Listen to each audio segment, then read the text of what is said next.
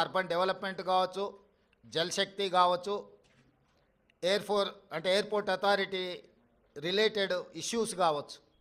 మంత్రులు ఎవరైనా ఉంటే రేపు అపాయింట్మెంట్స్ ఒకవేళ దొరికితే అందుబాటులో ఉన్న ఎంపీలు, అందుబాటులో ఉన్న మంత్రులము ఆయా కేంద్ర మంత్రులను కలిసి రాష్ట్రానికి రావాల్సిన నిధులను, అనుమతులను రాబట్టుకోవడానికి ప్రయత్నం చేస్తాము. ఈ ఢిల్లీ పర్యటన ఇంతే.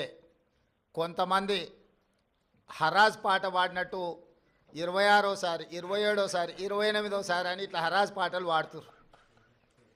వాళ్ళలాగా పైరవీల కోసమో, కాళ్ళు పట్టుకోవడానికో, కేసులను ఎత్తేయించుకోవడానికో, మోడీ ముందు మొక్కలిల్లడానికో ఢిల్లీకి వెళ్ళడం లేదు.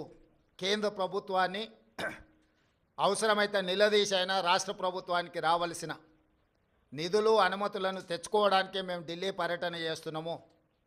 ఎవరి కాల్లో పట్టుకోవడానికో, కేసులు